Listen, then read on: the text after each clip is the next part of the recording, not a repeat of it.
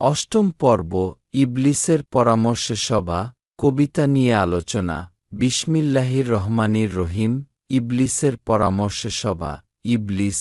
তৃতীয় বক্তব্য তাকবীর যার ভাঙ্গিয়াছে কবু 10টি দিকের জাদুর ঘোর হোক তাদের মহৎমিশ্রা ঘেরা এ রাত্রি কবু না ভোর মেরির তনায় ক্রুশেতে মরেছে অথবা গিয়াছে গগনপার আল্লাহর গুণ কি সত্তায় আছে অথবা বাহিরে প্রকাশ তার যে মহাপুরুষ আসিবেন তিনি খ্রিস্ট ঈশা না অন্য জন মুজাদিদ তিনি রয়েছে যাহাতে ঈশার গুণের সকল ধন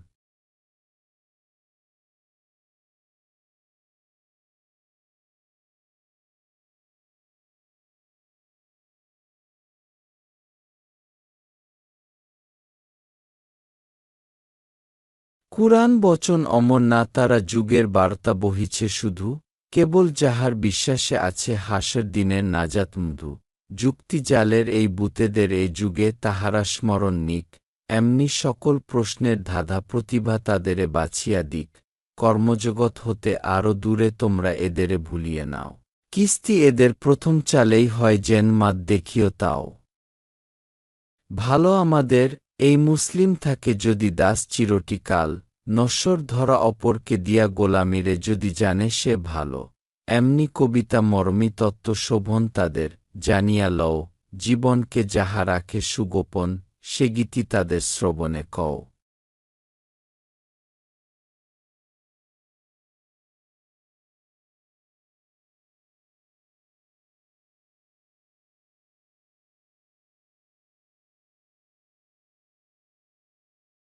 সাবধান থেকো খুব সাবধান এ জাতি যেন না জাগর হয় ধর্ম যাহার নীতি নীতি এই ধরার সকল হিসাব লয় মত্ত করিয়া রাখো ইহাদেরে উপাসনা আর জপের মাঝে খানকা মেজাজ দিয়তর করো উদাসীন রাখো সকল কাজে খানকা মেজাজ আশ্রম বা পীরের আস্তানা যেখানে তপজপ করা হয়ে থাকে ইকবালের কাব্য সঞ্চয়ন সমাপ্ত আলহামদুলিল্লাহ।